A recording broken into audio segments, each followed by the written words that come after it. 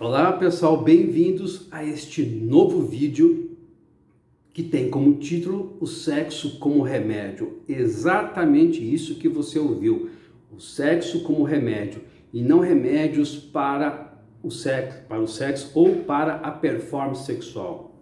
Exatamente. Bom, eu me baseio principalmente em culturas orientais milenares e respaldado por um long time. Por exemplo, os gregos, por exemplo, não viviam conflitos sexuais, eles viviam a sexualidade. Portanto, não ficavam doentes, principalmente em nível comportamental, como a gente consegue observar muito bem hoje na sociedade. Existem pessoas que vivem conflitos sexuais e acabam ficando doentes ou acabam, vamos dizer assim, desencadeando certos comportamentos inadequados, como a pedofilia, por exemplo, como a violência sexual, por exemplo, e etc.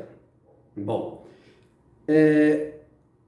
o remédio mais importante que você tem é o conhecimento. E culturas orientais logo perceberam isto. Por exemplo, os taoístas, quando nasceu o taoísmo, no século IV, V, na antiga China, eles viviam a sexualidade como uma fonte de recurso extra para a sua saúde e para a sua longevidade. Então havia médicos, estudiosos, escritores, historiadores que observavam os comportamentos adequados para a saúde de uma maneira geral. O comportamento adequado sexual para uma saúde geral. Então, nesse sentido, existe algo que transcende esse período, que, por exemplo, é o shiatsu. Quem é que nunca ouviu falar sobre shiatsu, por exemplo? É uma técnica oriental que é aplicada recíproca. Na época, eles aplicavam essa técnica de maneira recíproca no ato sexual entre homem e mulher. Hoje, os terapeutas aplicam em regiões, vamos dizer assim, definidas, para aumentar a vitalidade, para curar isso, para curar aquilo, enfim. Mas o shiatsu nasceu do sexo taoísta. Então, durante o ato sexual, as pressões que o homem e mulher poderiam fazer simultaneamente promoviam a vitalidade, promoviam a saúde. Olha a riqueza de informações e o tamanho da magnitude de estudos que eles faziam na época. Então, eles observavam principalmente as pressões, os movimentos, o time da relação sexual e, além disso, eles promoviam uma energia extra através da conexão cerebral. O homem tinha que se conectar com a mulher de uma maneira, vamos dizer assim, integral e não só localizada na genitália. Olha a diferença entre o ato sexual desses taoístas de 1800 anos atrás, 1700 anos atrás e os nossos atos sexuais hoje. Hoje, nós estamos às vezes fazendo sexo desconectado com a mulher ou a mulher desconectada com o homem. E, infelizmente, isso só satisfaz a genitália, só a parte de baixo. Bom, é importante frisarmos que isso tudo é conhecimento baseado em grandes autores ao qual eu respeito e que também foram fonte de recursos extraordinários para escrever os nossos livros, Performance Sexual, Potência, Pompoarismo, entre outros. Por exemplo, um autor que tem muito valor foi o Robert Van Gulli, que ele escreveu, um sinólogo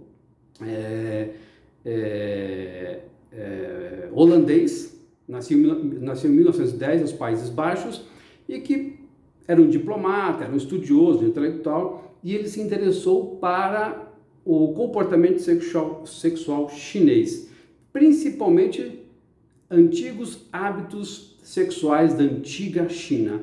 Ele observou que há milênios a nobreza, os homens do poder da antiga China, tinham um vínculo muito próximo ao estudo da sexualidade e eles sempre buscavam formas e fórmulas de aumentar a sua saúde, o seu vigor e a sua longevidade física, ok? Viva, através do sexo.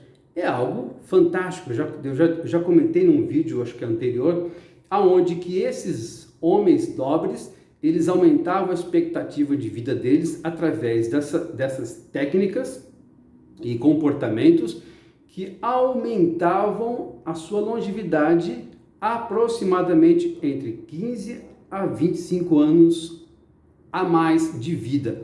Imagine você ter uma expectativa de vida de, vamos supor, por exemplo, de 80 anos.